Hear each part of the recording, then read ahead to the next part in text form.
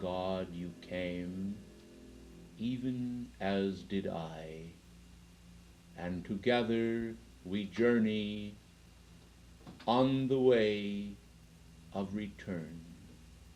Will you this morning stroll with me then in my garden at the Chateau de Liberté? Will you come this morning into the way of peace and love? Will you forsake the delusion of the senses and feel the reverence of the God flame within your heart for the beauty of life, resurrecting in infinite compassion all of the feelings of grace that you have ever known, that we may enjoy this period together as one of gathering more of infinite grace into our consciousness. By so doing, the way will be made plain.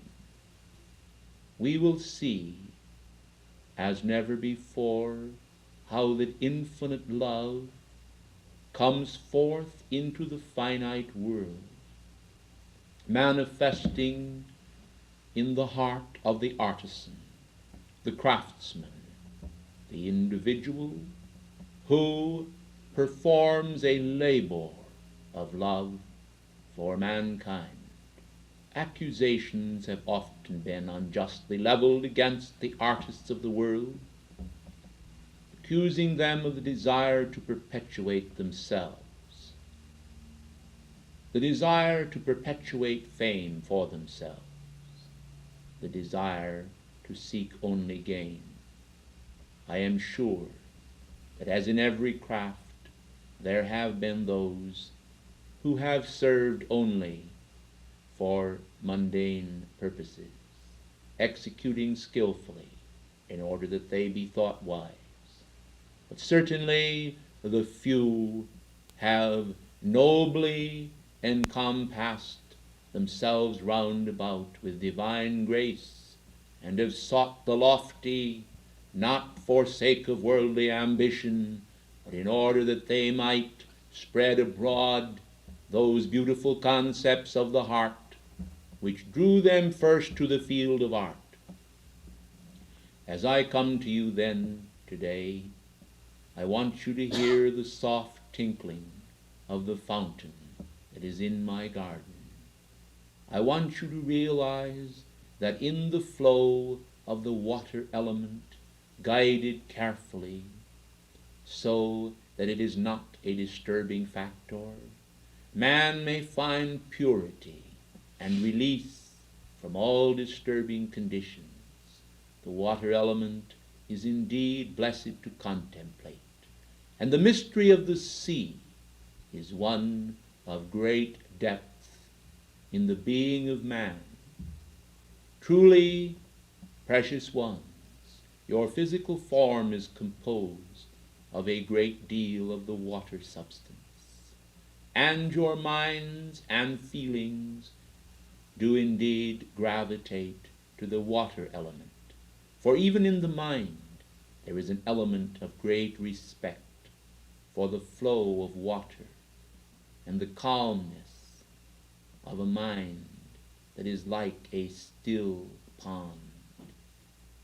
Will you then, as you come into my garden this day, permit yourselves to be calm pools of knowing that God in his infinite love and grace desires to create a concept of beauty within you, that this lofty beauty may flow out to the world and cause the youth of the world to attain, through spiritual proximity to your aura, some realization of a hidden wellspring of great beauty and depth within you. And I ask not that this be done for your sake or mine, but for the sake of the eternal purpose. eternal purpose of spreading abroad beauty unto others. You and I may contemplate beauty together today.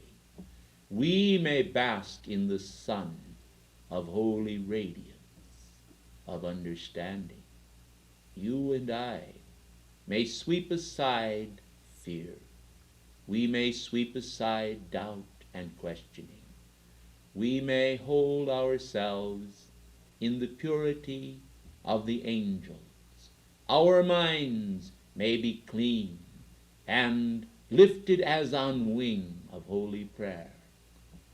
But we must convey this thought, this feeling, so that it does flood upon the air of the earth and come to many hearts with a message that seems to be within themselves, that seems to be from themselves, that seems to be a whisper of themselves and of reality. Only as we do this, only as divine love is spread abroad, as forthright action, can the youth of the world understand the meaning of reality. That which today enamors the mind of the youth of the world is not reality in God's name.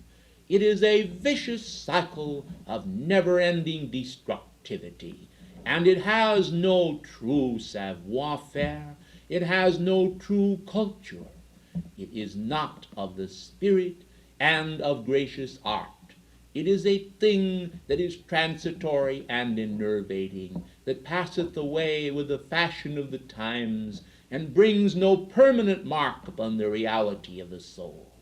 Today, then, we seek to stir those latent qualities in men that will give them an appreciation of beauty and an understanding of what beauty is in reality. Beauty is ever present in nature, and it must then have been fashioned by nature's God. The deity is beauty, and he is mirrored as the breath of life, frozen into the beauteous patterns of a snowflake, or a star, or a dancing fairy with wand of flame, to gild the flowers and the field with the ever-changing wonder, magic of color and grace from the laboratory of God. All of this surrounds men day in and day out. It is but an outer symbol. It is but ephemeral too, for behind it there is the spiritual, immortal color of life that is woven of the fire, just as the outer is woven only of the earth and the water element, with a tinge of the fire of the sun passing through nature's magnificence. Let us then understand that that which is here below, that which passeth away as the fire passeth through it in the circle of time and space, is not the real. The real beauty is that which endureth forever, which is the master pattern from which nature itself draws design and form and symmetry. In the fire is the pattern, and out of the fire it cometh into manifestation. It is the light in the eye of a child, no awareness of death present in the eye of the child brings complete understanding of the Father's love into the child's eye and countenance. With the coming of age and the so-called illumination of the world and the things of the world, children are taught to fear. They are made aware of the fright that is present in the world. And so the bad dreams of life that come to them are the products of those older and supposedly wiser individuals who are entrusted with the care of the children of the world. And yet beauty goes a-hungering in the hearts of the world's children, and they beg the bread of spiritual grace and understanding. You then, to whom so much is given, conveyed by spiritual osmosis, you to whom so much is given by our radiation, who understand the intent of our purpose as we come to you this morning, must understand that the beauty of the Christ is ever present in the world and in life, but it goes unappreciated because they have not schooled their minds and hearts to understand. They have been taught a symmetry that is the concepts of men, and the symmetry of God goes unnoticed. They do not understand how that his hand works through the tiny beings of the elements to fashion and form that which they enjoy.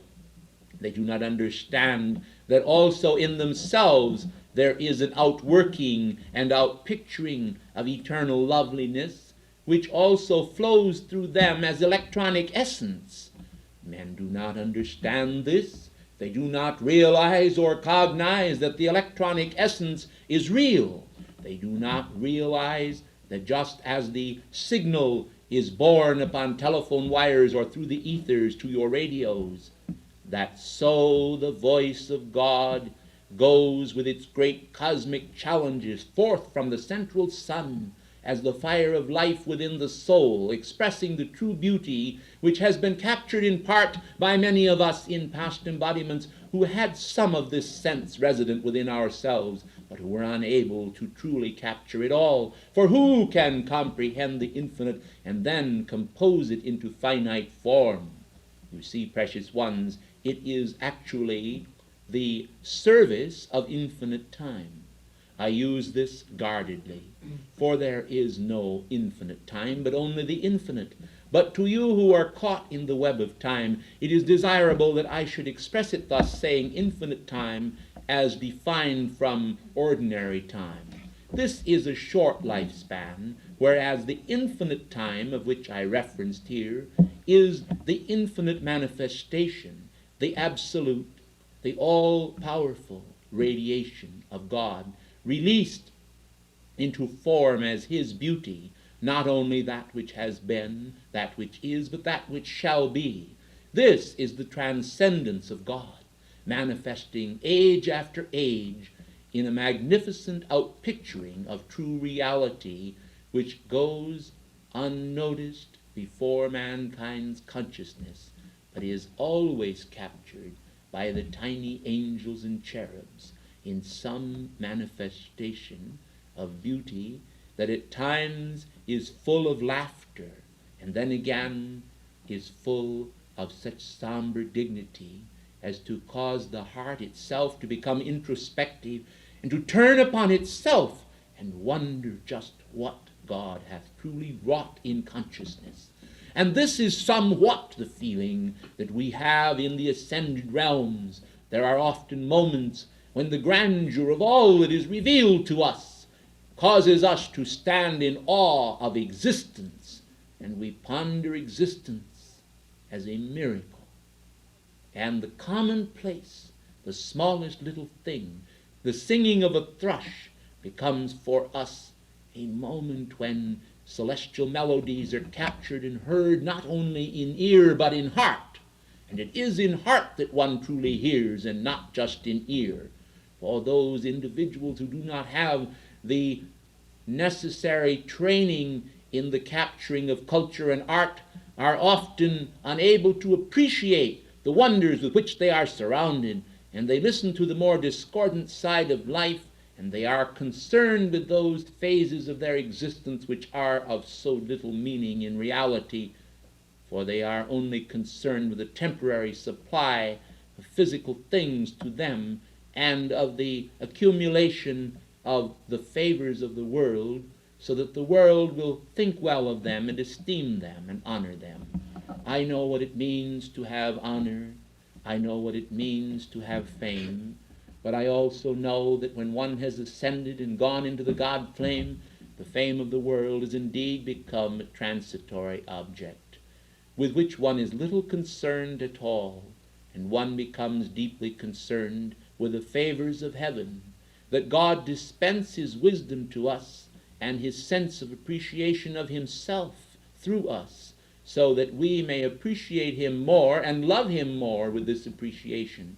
And I think also when this is carried to the powers of the 9th degree, that it has a tendency to cause mankind to love one another more. For some of this wonder is captured in every eye and heart, and in every being whom God also has molded and shaped in the inward parts, in the image of himself. This grandeur, this celestial loveliness, this tenderness is present even in the coarse and the gross. Their comprehensions which they express, precious ones, are not the comprehensions of their soul, of their higher being. They are the comprehensions of mortal mind, of mortal feeling, schooled in delusion, and the warp of mortal conception. All of this is not the immaculate concept, and thus the wonder of the tiny babe of Bethlehem was in his immortal conception, the conceptions of his mother's heart. Mary's heart was filled with tenderness as she contemplated Gabriel's message, the Annunciation. Hail thou who art favored of God. The Lord is with thee, and with thy spirit, became a musical cadence which she hummed as a lullaby before the child came forth. She knew the meaning of this, the inner flow of Gabriel's fiery words. The favor of God was the favor of the good and the tender and the beautiful, as a jonquil, as a rose, as the song of a nightingale. All these that speak of beauty thrilled her soul, and the glances in the children's faces, the glances that expressed hope in nature, the eternal glance that looks up to the sun as if to say, thou art my light forever. This is the type of beauty, the thing that gazes in the eyes of a child to his mother and speaks to her these words, thou art my mother forever. There is no growing up, no conception of the flow of time. There is only the little blessed delusion of a frozen eternal moment. Glowing with all the radiance of eternity, that moment becomes a thing of beauty and a joy forever, captured in the glance of a child. Men have tried to photograph these glances. They have tried to paint them and convey then to mankind the richness of the rewards of a moment. For eternity is grasped in a moment. Eternity is not grasped in eternity, for one could become lost in this unfettered vastness. But it is grasped in a moment, in the tenderness of true love expressed from heart to heart. Paternal love, maternal love, all types of love, so long as they are pure, so long as they are tinged with radiant cosmic beauty in mortal expression, they embody the radiance of eternity frozen into a moment, a crystal clear, beautiful treasure, which is the fire of the heart because it came forth from God. It does not need to exist forever. The very fact that it can take a given shape and symbol for a moment in itself speaks of the mighty onrush of eternity transcending itself as it tumbles forth from the heart of God, blown by the wind of the Holy Spirit. We hear the sound of majesty from the mountains, the voices of the angel choirs singing, the people longing in their hearts for the touch of release from pain and from delusion.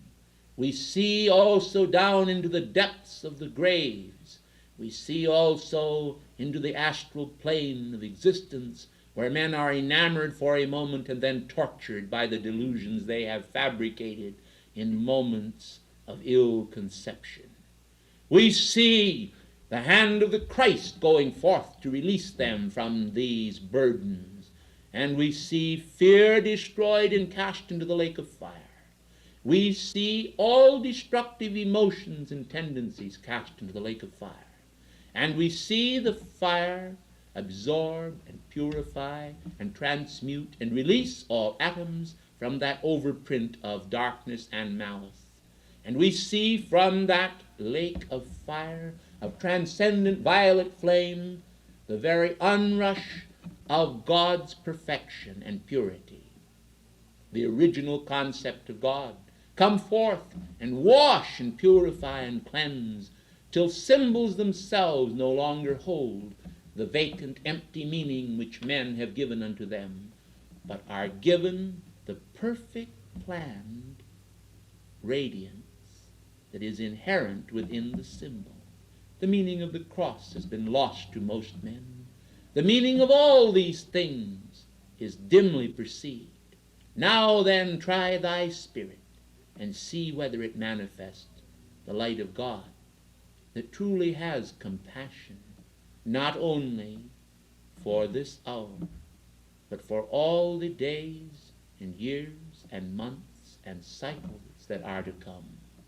The cycles when God shall be honored as you honor him, when God in you shall endow you, when through that endowment you shall come to expression, when through that expression you shall come to source consciousness, when at source consciousness you shall merge with the oneness of God, and then, as the oneness sees fit to cast thee forth again into some great cosmic triumph, you shall flow forth as a beam of light and shall move victoriously to fulfill his plan.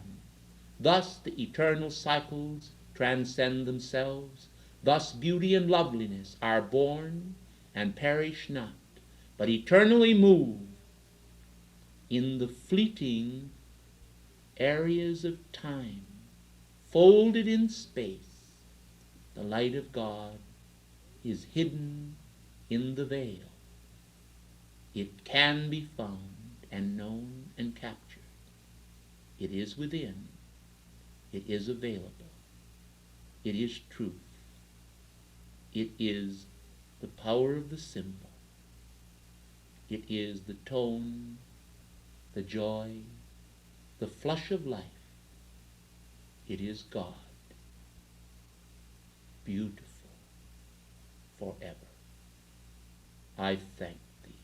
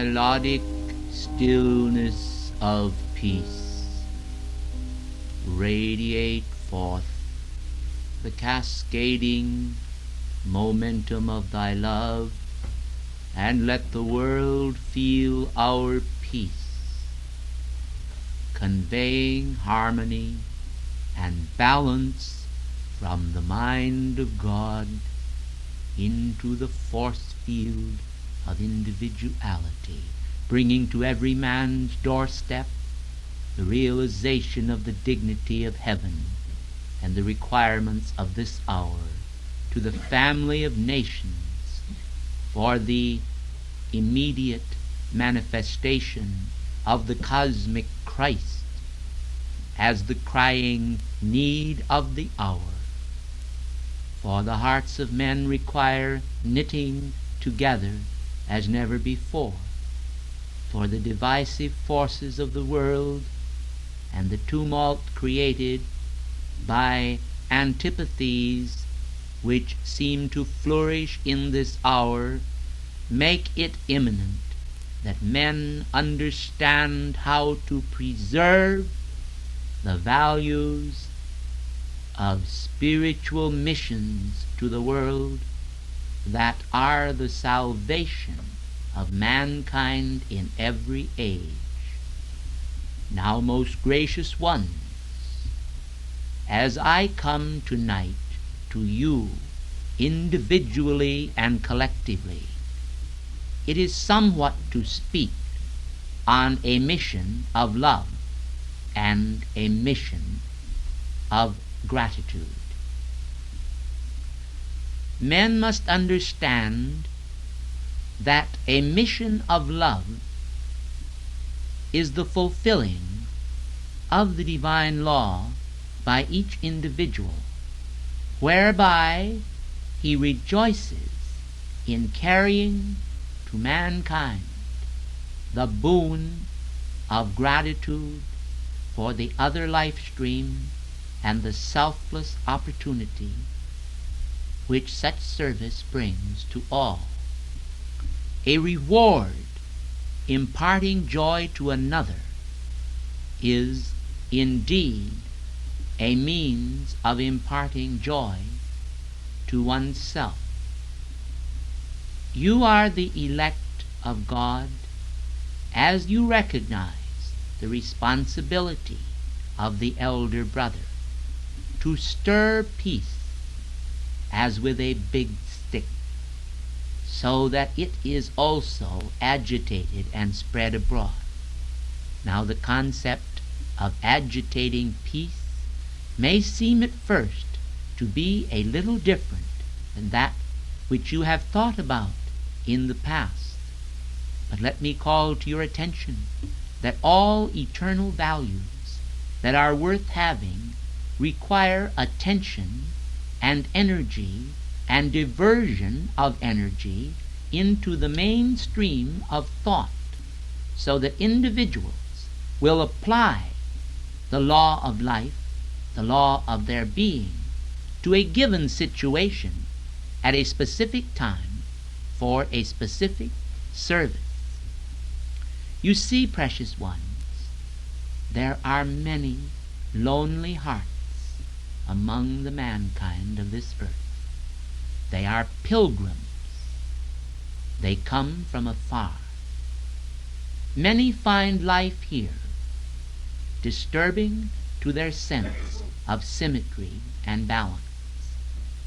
I would like then to speak to you in connection with a mission of service of the little children of the world, and how dependent they are upon their elders for the release of some kernel of holy wisdom. The little children, precious ones, need and require much love. This love is often only given through you. And if you close the door to that particular one that may be close to you, that needs or requires your love or your service, you may indeed deprive them of a sole opportunity for solace and peace. You do not at this moment realize how important the point of contact between yourselves and other parts of life is. You see, precious ones, functioning as we do from the invisible world, we seem very remote to those who cannot see us or feel our radiance, and God seems also remote to them. The only point of contact they have with reality is the repetitious patterns and habits of daily living, which they term real. But in their hearts they know that this is not enough, and they cry out with great longing for a release of true understanding and harmony into their world, some quality to assuage their loneliness and to be a balm to their aching heart. You, precious ones, and others upon the planet, are chosen by the Most High God, as you have been ministered unto in the past, to now minister unto others in little ways which bring delight to those who look to you as to God for some shining ray of comfort and the balm of peace. Oftentimes these things seem very trivial to you, and you are inclined, precious ones, to think in terms of getting rather than giving. In those moments you become temporarily self-centered, and you feel in those moments the fleeing of peace, for when self-centeredness flourishes, mankind become unpeaceful, inharmonious, and are plagued with a flight of doubt, a flurry of distress. This is easily understandable, precious ones, for in thy givingness thou art emulating the Most High God, who uses the periphery of your world to contact others and instruct them. Now I know full well that there are schools of thought that continue to stress, and in many cases rightly so, the need for personal contact with the Most High, with the Divine Presence. This is well and good, and for the advanced student it is vital and necessary. But for the little people of the world, the miniature children, those who are not any more than babes, there is a great requirement for the nourishment of comfort. These look to you and to others of mankind for love and for a mission of service. I know full well that many deny them this balm, that many give barbs of unkindness where love and understanding is needed. But in each such case, you will find, if you search your own heart, that selfishness and self-centeredness prompted you to deny love to that one, and to think of yourself and your own needs, when you would rather, or should rather, have thought of the needy one who had the requirement for understanding. This may seem as a simple idea to you, but it is the basis for my own ascension.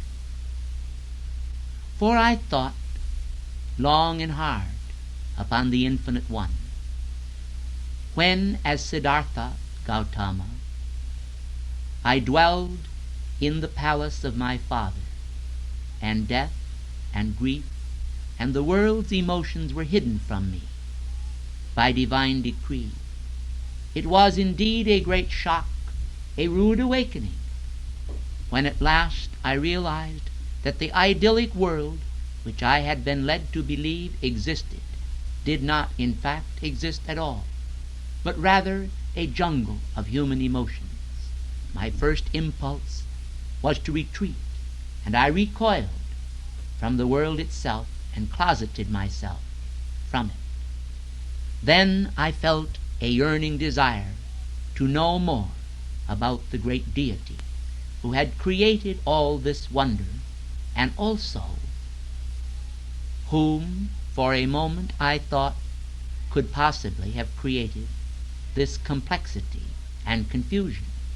In my search for him and to understand him, I began the process of deep meditation.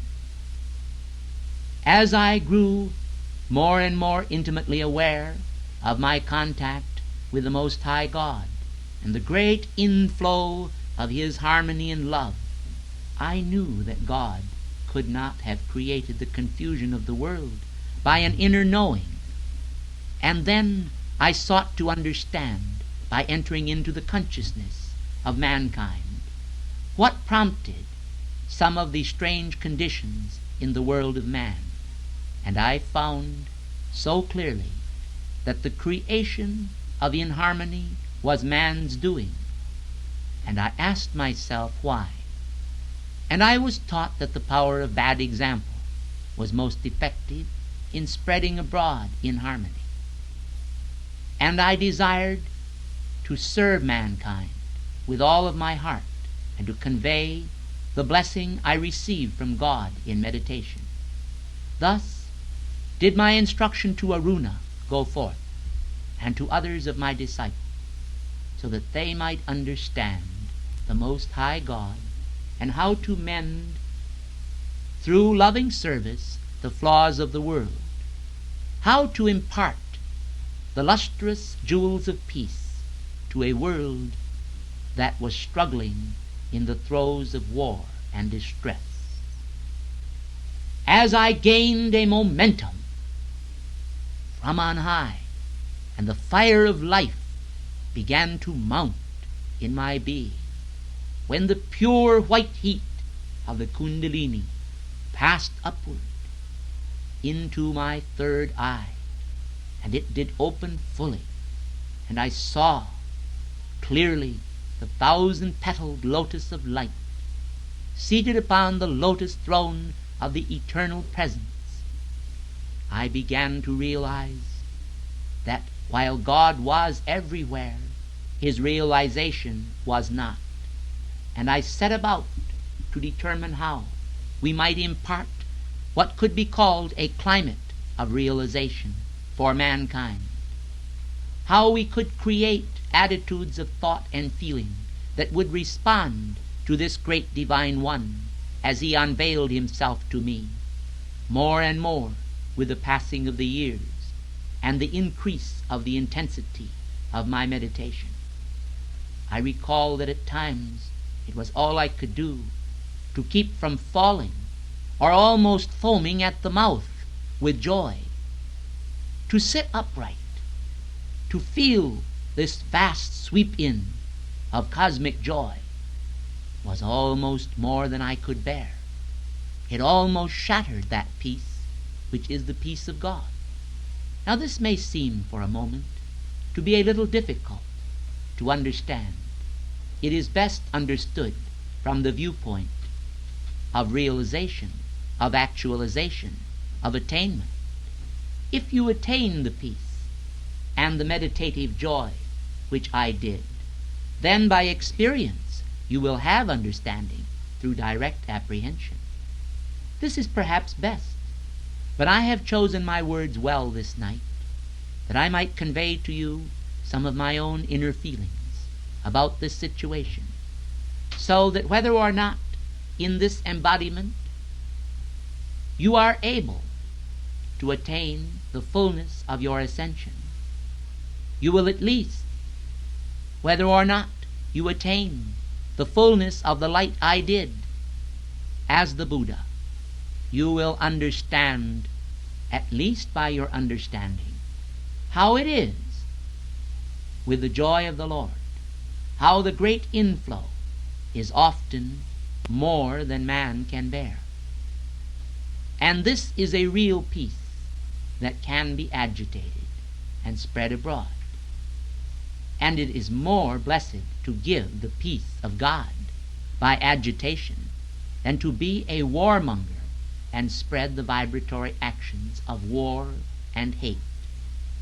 Therefore I hope that I shall find tonight here and elsewhere in the world exponents and agitators of the feeling of Christ's peace, so that the veil between the hearts of men may be torn down and split asunder, and the love light of God and the peace ray blaze forth between them.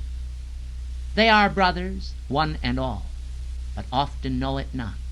Accentuating their differences, they forget their areas of oneness, and they struggle against one another in needless expenditure of energy for the destructive purposes of those who agitate for confusion and destruction. Blessed are the peacemakers, for they shall be called the children of God.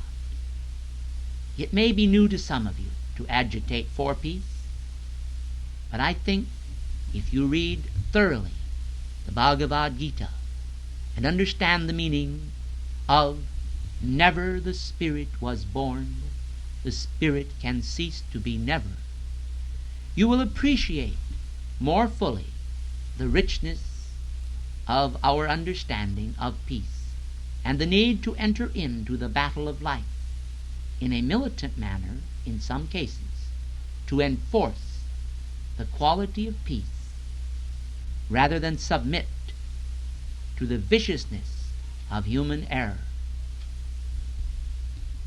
From the lotus throne of my heart, in the great calm knowing of the future that is to be, I choose to be an example of divine peace. Knowing, however, the importance of communicating this power of example to you, I gladly relinquish in your area of the world my own office, and I will gladly let you be the Buddha where you are, if you will accept the offering of my gift. I recognize this will mean the assumption of responsibility by you, but I think that it has its rewards, and it is a means whereby the influences of Shambhala can be extended, and the banner of Shambhala fly over the whole earth in the hearts of the people.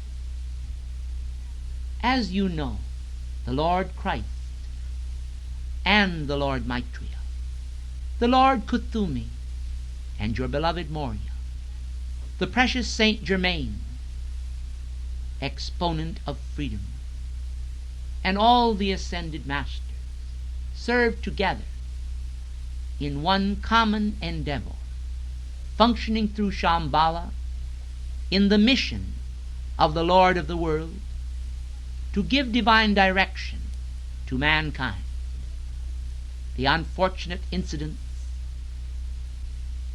in Vietnam ought to illustrate to mankind a great deal of what is happening in the world today.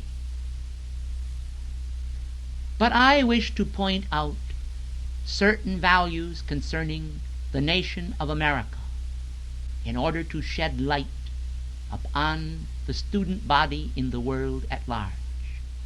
In various parts of the world, because of the great love which Saint Germain bears for America, some form of subtle jealousy has arisen, and in the agency of our activities of light in previous times, men have sometimes resisted the concept of Saint Germain's great service to create an ascended master nation in America. This because they have not understood it. Let me now then illustrate it to you, using perhaps some of the thought forms that you have received this day.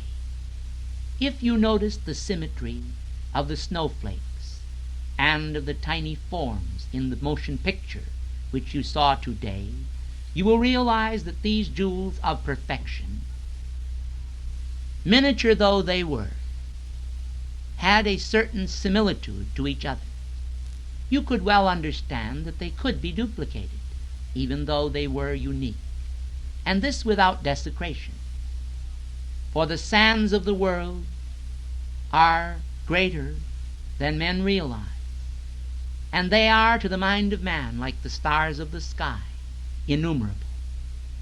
As these crystals are innumerable to mankind, they must understand that one crystal is not jealous of another, but each fulfills its purpose.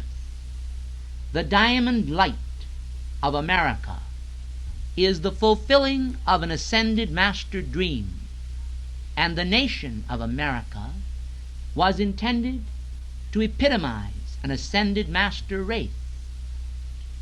This was to be a fountain of light to the world, so that other nations, other crystal forms, could also outpicture images of grace and beauty. America then was chosen by the Brotherhood to be an ascended master nation as an example of the hope for freedom that could be externalized in other countries. It is but a model nation, or so it was intended to be. It is no desecration, then, of the ascended master's purposes, that the master should strive with the model nation, with the pilot nation, to give especial power and glory, so that other nations drinking of the fount of that glory would be able to externalize more of the Godhead, even as America exhibited her great qualities of cosmic beauty in the infinitude of cosmic structure as it manifests in the myriad aspects of society, of science, of humanity. You must understand, then, how that God, in His infinite grace, has imparted to the Brotherhood the wisdom to set up such an example. It is most unfortunate that when the chastised Christ, with purple robe and crown of thorns, stood before Pilate, how that the multitudes preferred the murderer Barabbas to the Christ. You must understand, then, precious ones, that the world today are often prone to honor the infamous among mankind, and history has often glorified the tyrants of the world, while the men of peace have been little known. Not so in heaven, nor in Shambhala, for the infamous men are not even recorded in our hearts, whereas every humble apostle of peace holds a place of honor there which can never be taken from them. And multitudes of the little people of the world that have loved peace have statues erected in our shrines in their memory, and they shall endure forever. Truly blessed are the peacemakers, for they shall be called the children of God. Blessed ones, you then must understand how that when we set up a humble example as the Christ to the world, there are always those who, in jealousy of priestcraft, will decide that they wish to oppose that individual that we wish to make a model of perfection. Mankind do not realize that if this model succeeds, it is to their own victory that the model succeeds. If the model fails, it is to the defeat of all men. Know ye then one another's elements of success. Know the meaning of extending service and love to those you contact in this activity and without. Consider the circle of your influence for peace and harmony, not necessarily in the mere idea of service or the mere idea of reaching out and conveying peace, but in the tangible radiation of our peace, the substance that is divinely released from the heart of God. You see, precious ones, mankind have rather strange ideas about peace. They often think that it is the absence of war. Peace is not a negative thing. Peace is a God quality evoked from His heart. It is the means whereby life itself, in balance, absorbs the myriad transformations of the universe in their tremendous condition of great agitation, and is able to center the mind and being at the great point where all is still, simply because it is moving so rapidly that it seems to be completely still. This stilling of the mind, then, is more a rapid-fire agitation of the Godhead himself within the mind and being of man, so that the Godhead, through the divine spiritual quality of peace, the great infinite quality of God, takes command over all lesser states and stills the mind through the militant power of cosmic peace. Militant in this sense, that dominion must be taken over human agitation, and divine peace must replace human agitation. You see, precious ones, if peace were a negative quality, simply the absence of war, it would not have the actual power of God inherent within it to stabilize human lives. But because peace is such a great prize, it does have this power, and it is derived directly from the Godhead himself. Therefore I have chosen to release holy wisdom to you this night, in order that you may counteract the banal influences of the world. We have not given up on America. We have not given up on this activity. We have not given up on you. We have given up on none who will keep faith with us, and we are determined to release and unveil to the hearts of men all that the Karmic Board will permit us to do, and we are determined to act in the world of form to bring about those conditions for which you have called, that will release men from bondage and bring about an end of war and discord, the flourishing of cosmic culture, and the ushering in of the golden age. All activities that may take place, precious ones, that seem to be destructive then at this particular time, are themselves in a way breaking down, even as Beethoven's music did, certain barriers to mankind. For example, precious ones, the very fury of the youth of the world in their present state of consciousness, the definite action of destruction which takes place in society, tends to make the world sick of itself, and in this way there is produced a greater turning toward God. Many will not admit it. Many will only admit it to themselves. Nevertheless, this is a good sign, for it proves that the power of the Christ who said, I came not to send peace on earth but a sword, yet who was called the Prince of Peace, then comes into manifestation as the militant defense of divine peace in society, through society understanding first of all how to rule their own individual lives, and then those institutions which they have constructed for the betterment of man.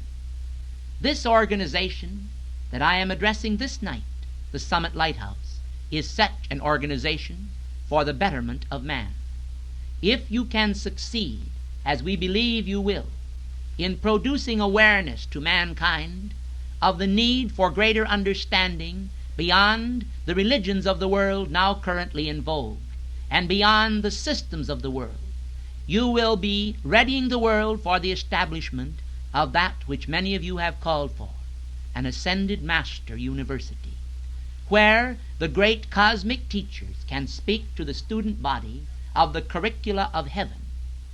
At that time, certain changes will take place, and instruction will be released, whereby each student will be shown how they can for themselves contact the ascended master's octaves and be God-taught. Then shall be fulfilled the scriptures which clearly record, man shall no longer teach his neighbor, saying, Know the Lord, for all shall know me from the least unto the greatest, and the lion shall lie down with the lamb. And man's teachers shall not be removed into a corner any more, for they shall see their teachers face to face and converse with them. The angelic hosts and the ascended masters will in that time be able to step through the veil clearly visible to the purified eyes of mankind. And the techniques of opening the spiritual eye will be imparted to children at the age of 7. And they will come to a point where they will be able to realize God at an early age, when great areas of soul usefulness can bring about the production of wonders now undreamed of in society. However, before this shall occur, we still hope to found an Ascended Master University through this activity, to bring about great halls of learning where cosmic truths can be declared, and where men can be readied for the adventures of the wondrous world that is to come. For the divine drama, though it seem compressed in space, though it seem compressed in time, is actually waiting as a coiled spring to be released with great springs of everlasting life, the waters of which men who drink shall never thirst again. We are determined to satisfy man, not in the bottomless pit of his inane and absurd human ideas, but in the great soul thirst, assuaging that thirst by the balm and unguent of our peace. As I now prepare to take my leave of you, I am invoking the power of God from the heart of the Elohim of peace.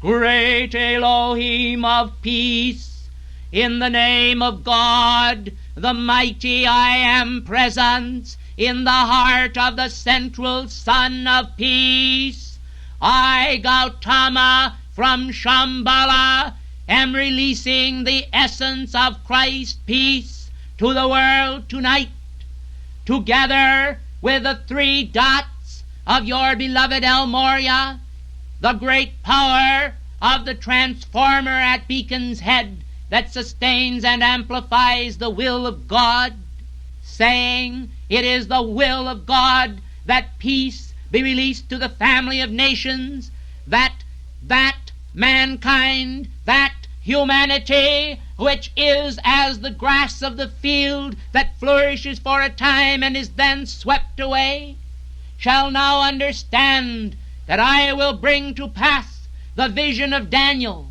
that a great stone cut out without hands shall roll forth into the world as the gift of cosmic realization, and that the power of that stone, that rock upon which the Holy Church divine is founded, shall indeed be understood in a wealth of spiritual gnosis, so that men will understand that the root of Jesse, the seed of God, the seed of Christ, has flourished in this time as the great stone, which has become the head and chief cornerstone of every life, templed in the great domed reality, where the beautiful blue horizon of infinity looms above the temporal dome of man's head, and man is able to recognize that the power of his aura can expand by peace until the schisms and divisions that now bar mankind, the barriers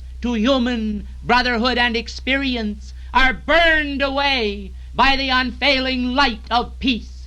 O Elohim of peace, burn thou away the human barriers.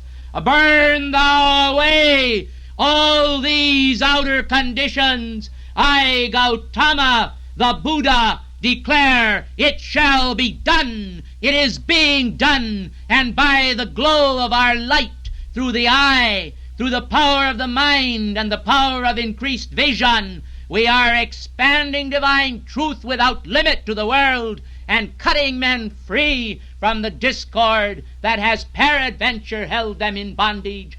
O Saint Germain, thou holy brother, may thy flame cause mankind to understand the meaning of brotherhood and freedom and life and light. For we hold tonight in our heart of peace the forthright attitude that war shall cease and all discord come to an end by victory for the souls of men, and victory for the hierarchy, and victory for the banner of the Lord that shines in the dark with a ravishing light of golden splendor, the fury of the golden age that appears as that peace that refuses to be conquered by all mankind's dissonance and discord. So then do thou as we do, and be ambassador, emissaries of peace, world servers to the holy cause, one and all. The bond we make with you tonight is a pact for the light. Clasp my hand then, one and all, and hold it through the room. Do not let it fall. It is the light of peace I send through your bodies without end, a circlet blossoming of gold, that now is garment of the Lord to enfold the souls of all, whose bond shall be their word as God's for eternity. You pledge your word, I take your bond. You shall not break it from now on, for you shall be as I am now, a light and flame of peace I vow, and if my vow is honored then, 'twill mean salvation to all men. In the name of peace and the treasure hidden within it, I thank you and I salute you in the bonds of the holy solstice to come. Salutem, Anno Domini, October 1965, in this class. So be it. I thank you, and I bid you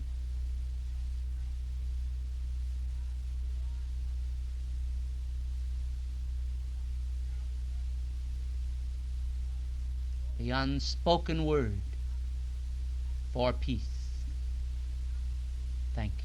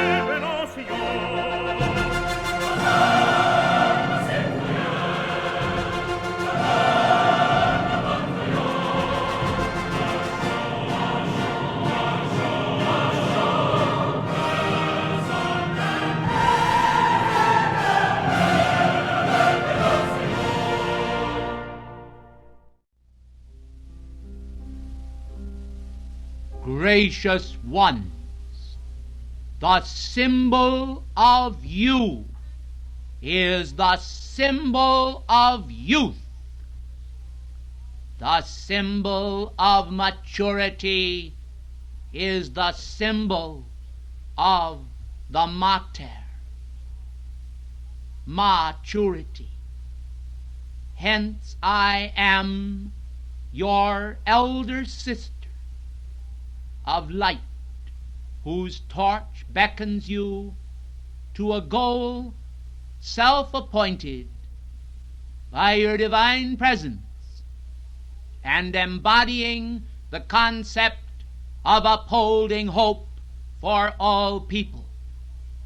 Now the saga of you The great story of your being is one song without end.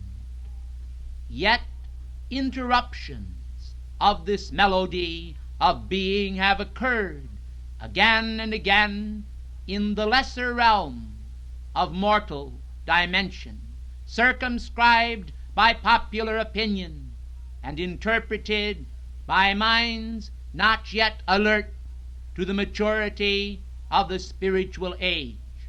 I am come then this day to give you my great God feeling of the need to expand and expand and expand your energy Godward to God. Won't you please be seated? The time of the end is the time of the beginning, when the great life tides that call mankind home, in their beckoning and their release of sustained radiation of divine love, do inspire and fire mankind to recognition that this is but a testing place, where you abide for a season until you are well seasoned and ready to graduate to new dimensions of being and consciousness, fulfilling the purposes for which you first took mortal embodiment. Gracious ones, the tides of life are running in, and the tides of life are running out. You must understand that to propose to mankind a course of right action is ever so proper, but to enforce that action upon mankind would be to interfere, precious ones, with that blessed free will which choice God has given to you all. The law then requires that you shall harness your own will by directing it to couple itself with the will of God. As I come this afternoon, loving you as I do, I can offer you only the maturity of yourself. My attainment will not compensate for your lack of attainment. The perfection of heaven will not compensate for the imperfection of man. Even now, as I speak, in the universe, new designs are being born in the mind of God, and great cosmic beings are nodding and bobbing their heads, as it were, to one another with joy and anticipation, declaring to one another, "See the wonders our Father has wrought. Behold how he loves us. Observe the new creations of his mind and heart. How glorious will our future be. With what hope we continue to move across the trackless infinite." Gracious ones, this is but a coup of that which will come about as you leave behind mortal consciousness and concepts and enfold yourselves with the eternal garments of the future. But now is the time when you are forging for yourself those great links of cosmic freedom which will make all this possible. To deny yourselves the benefit of spiritual contemplation is one of the greatest follies that mankind can ever do. For when mankind take their precious limited energy released into their world and turn them to mortal thought and feeling, to the vibratory action of fear or of uncertainty, to doubt, to confusion, and to the elements of mortal conception. I assure you that they are unleashing upon themselves seeds of destruction which they will one day reap, and there is no power on earth or in heaven that can stop the flow of that karmic action which they themselves have initiated. This is the mood of the times. In my hand I hold a book. It is the book of the law. In your hand you hold a book. It is the book of your law. The book I hold is cosmic law. The book you hold is the law of you. You write your own laws. You determine your own course, for you are free-willed beings. There comes a time, precious ones, when mankind call for a descent of the will of God without reserve. When they are surfeited in the molding experiences of the carnal life, they call to God and say, "Not my will, but thine be done." At that moment, they ask for and invoke the law of Almighty God. They cast aside, they turn aside, they turn over a new leaf in their own book of life, and they say, "Write your laws upon my heart and upon my mind. I would receive from you all that you intend me to do. I would do your will. I am convinced that your will and law is the law of perfection and the right law for my being." Men then relinquish that which they have long held as closely to themselves as I hold the book of law that belongs to God. They have literally hugged to their heart the law of themselves that has brought them so much disappointment and confusion.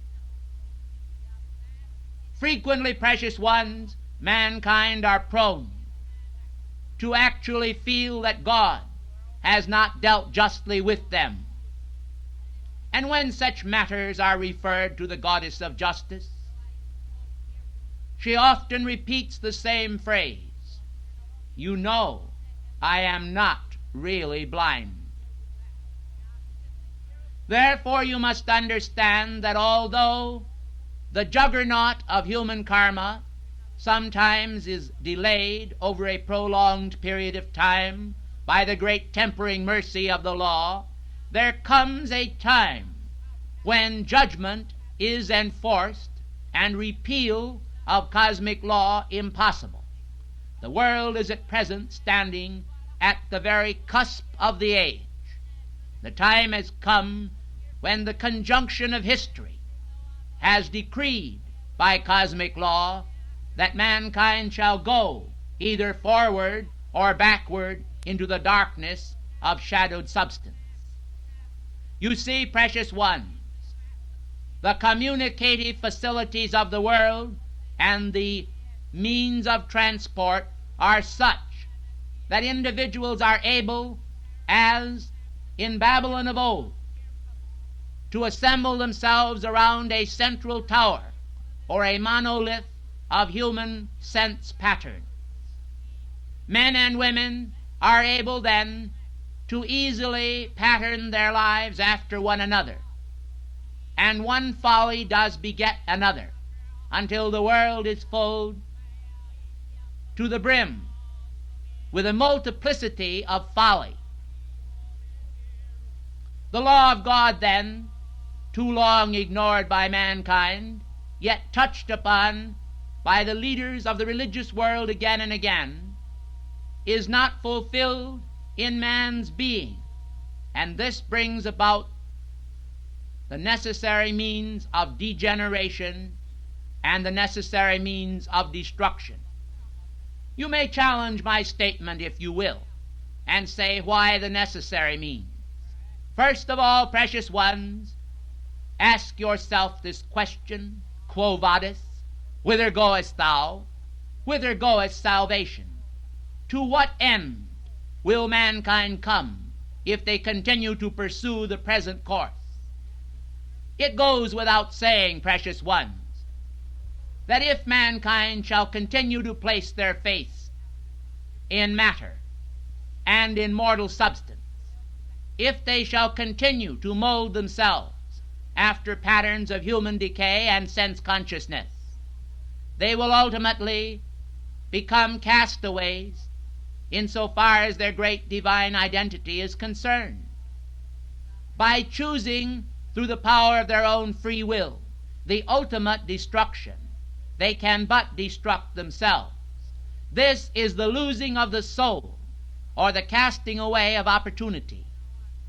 Men then, for a temporal crown, choose to give up their immortal crown of life, which God Himself has designed for each individual that has ever come forth into embodiment, that has a threefold flame of life within their heart.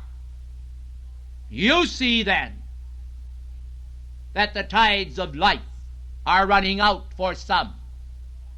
You see then that as all are not born upon this planet the same day or year, the tides of life for some are running out each day and each year. Opportunity once past is often not easily regained. Each opportunity to hear our words is indeed one which ought to be an occasion for rejoicing. For as you heed our words and put them into action within the dimension of reality, you are directing your course toward the purposes of divine existence. Now, when I opened up this address, I spoke to you of you as youth in the eyes of God.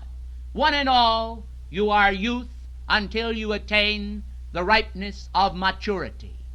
And then the spirit of cosmic motherhood may imbue you all. It does not matter in what form you manifest. Cosmic motherhood comes to you to express the maturity of the law of life, the law of your being. For today in this age, the great maternal influences are coming to the fore.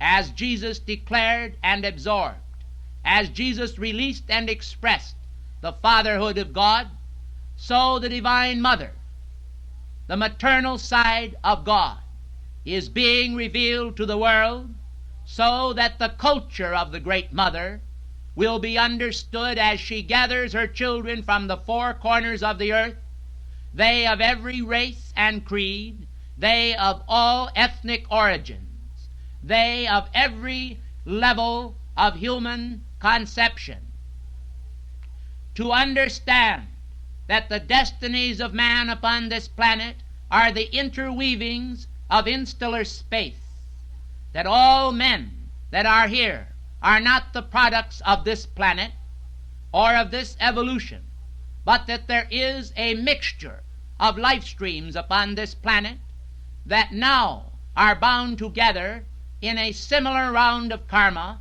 in order to fulfill or assist to be fulfilled the purposes of existence. This means that those of you who are in the avant-garde of this time are able to act as guardians and assistants to the cosmic purposes, whereas those of you who are yet to be classed as followers rather than leaders are to follow the great guiding star of cosmic life, light, and love until you fulfill the reason for your being and become worthy to manifest and express the power of a guardian spirit, of a great cosmic teacher, and serve in higher realms and dimensions. It cannot be otherwise, for the law of God is a perfect law. The law of man often manifest phases of divine perfection. The laws of science are indeed studied by mankind, for they also do outpicture phases of divine perfection.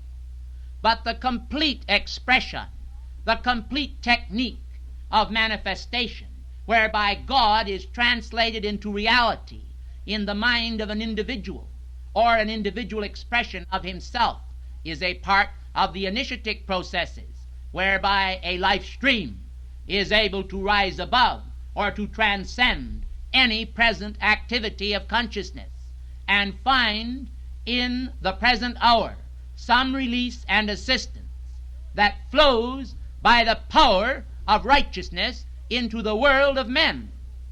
The power of God is not stayed by human thought and feeling if the individual will determine in their heart that they are not going to permit it to be stopped.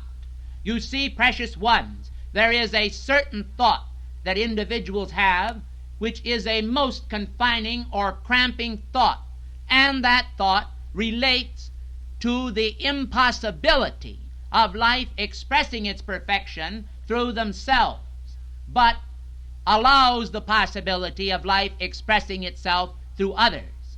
We wish to communicate to you today the idea that God through you can mature you, that God in you can hallow you, that God in you, by the power of his stripes, can heal you, so that you will be free from all bondage of imperfection, and the desires of your heart will wax hot in pursuit of the divine ideal.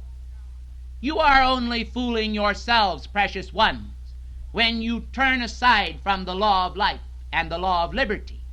But when you love the light with all your heart, and you love your neighbor as one who pursues the light, you are engendering in all mankind some phase of divinity which must fulfill its appointed ends in due process of time. Each cosmic seed that is planted will sprout wondrously, even though the ground upon which it is planted itself be not good ground.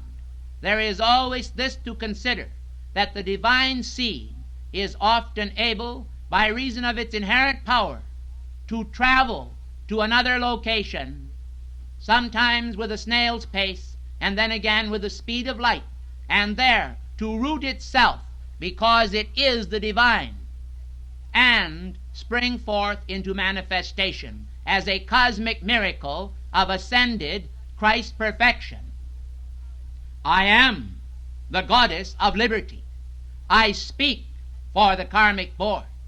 I adjure mankind one and all in this age of great scientific achievement to understand that the wings of the spirit that are being sprouted by mortal men and women are indeed the most important and orderly process and achievement of mankind, that the greatest achievements are not being won in the scientific world, which after all is limited by form capacity, but are being released and revealed in the world of limitless spirit, where expansion takes place with the speed of light in the eternal now, and where on an instant you can find yourself making more progress than you have made in 200,000 years, manifesting embodiment after embodiment here below. You see, precious ones, the power of light itself can function independent of time and space, and this actually is centripetal and centrifugal action within the heart. For mankind must understand that they must draw out from the fire core of their being the God evolution that is locked there in the sacred fire seed, and then begin to evolve that which they have involved within them, so that there is a manifestation of as above, so below, in the world of form from within out, not just from above down below. You see, precious ones, there is a tendency for mankind to confuse reality, and they often think in terms of heaven as being above and earth below. They do not seem to realize that in the vastness of the universal spheres there is really not so much an above and below as a relative state of conception in the mind of men. Therefore, the real reality of heaven is the kingdom within you, which, involved within you, must now evolve without. And it cannot evolve without your cooperation and agitation of the central core for the release of that substance, so that you will be, as God is, directors of your own free will destiny, by tying to the great mirrored image that is within. That image that reflects within yourself all divine tendencies and properties, and is never identified with mortal limitation or sense consciousness, for it is ever the eternal presence of Almighty God and the standards of His excellence, which are released to mankind by the power of the Holy Spirit from the very heart of the Lord Mahachohan, with the first breath drawn by the incoming child. This, then, were it permitted to continue uninterfered, would quite naturally propel each life stream a considerable distance forward in the cosmic scheme of evolution, if mankind would only realize that. But unfortunately, with the coming of age, men find that they are not so much coming of age as they are coming of rage, and the powers of emotionalism take place within their world again and again, whereby life becomes an opportunity for energy motion or emotion to actually spill itself over one another, putrefying and destructing the constructive embryonic activities. For you see, precious ones, the divine activities are actually encompassed around and sealed around with this encasing substance, which does not permit the expression of the immortal soul to shine forth as intended. The tiny infant Messiah, the Savior of the world, then, is placed in the manger and straw of mankind's bellwether consciousness, where they seem to feel that they can determine for themselves what they will do in the future. I tell you, precious ones, you only have a few patterns down here, and you have one mighty pattern up there. By that again I refer to within. You have one mighty pattern within, but you have a number of patterns without, which mankind themselves have displayed for you and asked you to imitate and to mimic. I want you to know that the hypnosis of existentialism, whereby men outside of themselves seek to impose upon one another their own existence, is a frightful thing, for men are not content themselves to walk the wrong pathway through fear and through human concept, but they insist upon putting these concepts upon one another and directing their fellow men in the course of downward degradation which they themselves have chosen. This is the misfortune of mankind. And I think in the past few years, quite some time ago, just before the advent of communism, in the manifestation of the mad monk Rasputin, you will see the idea and ideal of the powers of darkness come full circle. This individual was able to actually perpetuate the life of all people upon the planet in a negative way, so that it became most difficult for mankind to actually rob him of life. You are able to see then that this activity of the Brothers of the Shadow is a destructive activity, and is frightful indeed, for he sought to control the Empress of Russia and all of Russia, and was the very force and doorway through which the sinister force did bring about the horror of communism and the destruction of the Romanov household. I want you to know then, precious ones, that many of you, without realizing it, have ties in the outer world that are just a little bit better than Rasputin. But, precious ones, these individuals look somewhat more clean-shaven. They manifest a more attractive countenance, and they seem to express some degree of conduct approved by the world. But oftentimes they would mislead you, either through a professorship in a college or through some other means, and tell you that you should pursue with them the pleasures of the world. I listened carefully this morning as your beloved messenger pointed out to you some of the dangers of hedonism. I call to your attention, precious ones, that this instruction is necessary because of the trend of the times. If, precious ones, you did not have the bad apples that are in the barrel of human consciousness to spoil, precious ones, the good apples, we could then rest our case, and we would not need to warn you or be required by the cosmic law to speak as we do. Then we could speak completely about the wonderful trees of God in the Garden of Eden. We could speak of the tree of life. We could show you how to perpetuate your life in this body for a much longer period of time.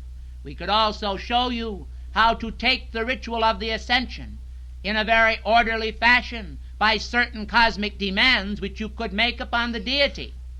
But I assure you that without the formula you will not be able to do it.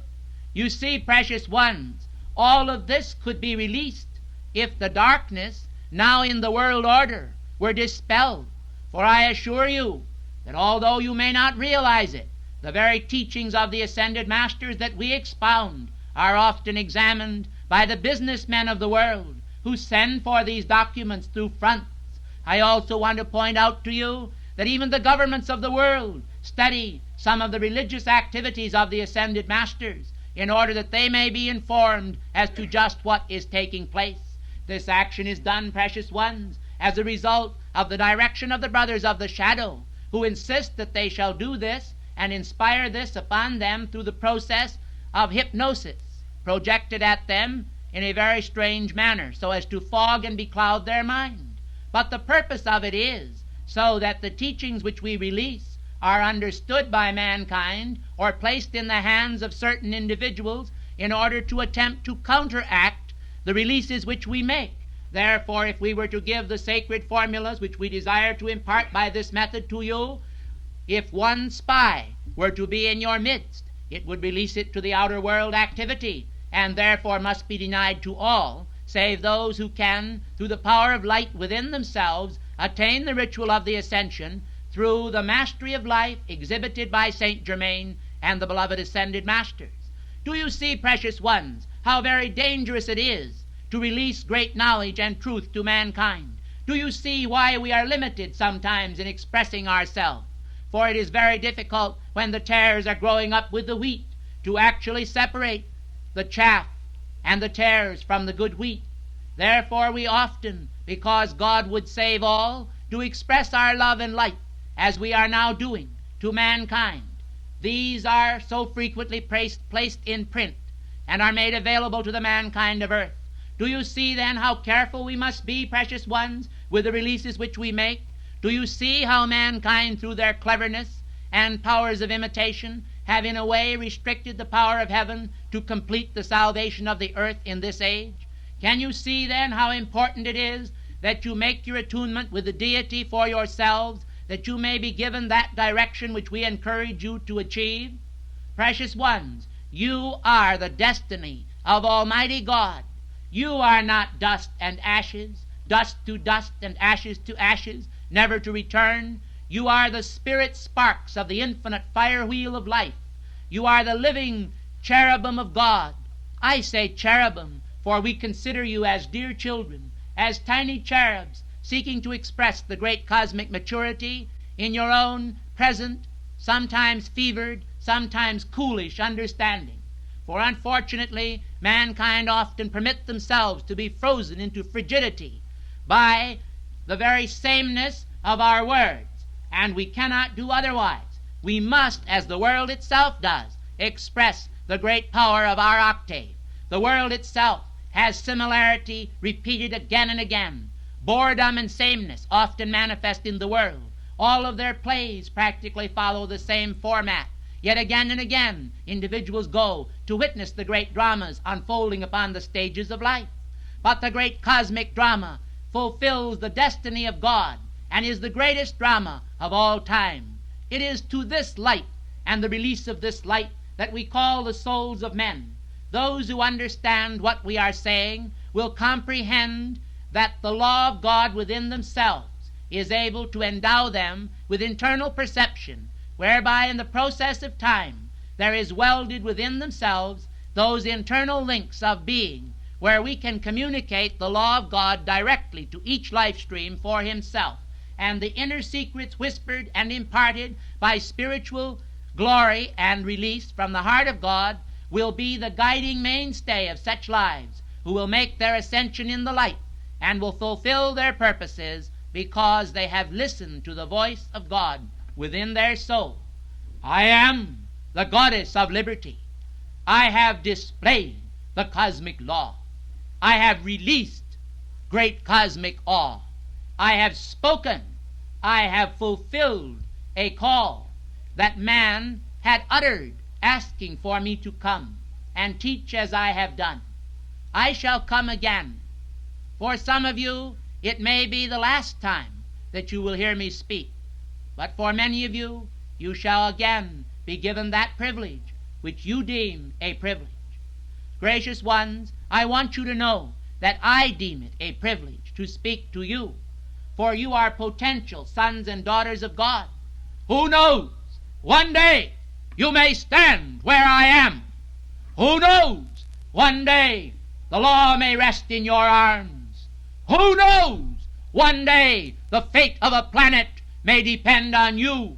Who knows what a novitiate given to you today may mean to ages yet unborn? Who knows? God knows, and God within you knows. But do you know? Seek then, and ye shall find. Knock, and it shall be opened unto you. I have held my lamp beside the golden door. I have brought my ray o' light. I have brought my hope today, and I shall flood the world tonight. But precious ones, unless thy delight is in the law of the Lord thy God, unless thy delight is in the internal reverence for his power and glory, unless you can appreciate him and be him in action unto men, you are but youth waiting to grow up. In this case, beardless youth, your spurs on one. You have not yet seen the sun that is within you, but now I come. Now I awaken. Now I inform. Now I direct. Now I seek to perfect. You have heard my words. What you do with them must be determined by yourselves. You can be turned aside, if you will, from these things. You can be turned aside. The world is filled with distractions, vying for your attention.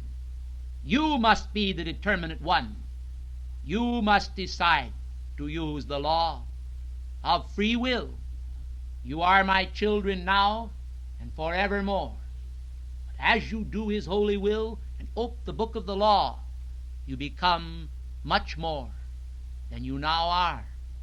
And I think you shall one day be that much more, and for some it will come sooner than expected, and for others there will be little delays, and for some, unless they change their ways, there will be great delays. But I say to you all, the sun has traversed the realm of night, and the first beauteous segment of that orb appears in the east. Its golden rays pour through the blue of the heavens. The blue and the gold signify hope and power and illumination for a golden age of wonder to appear. Listen and hear. Listen and hear. Listen and hear. Listen and love.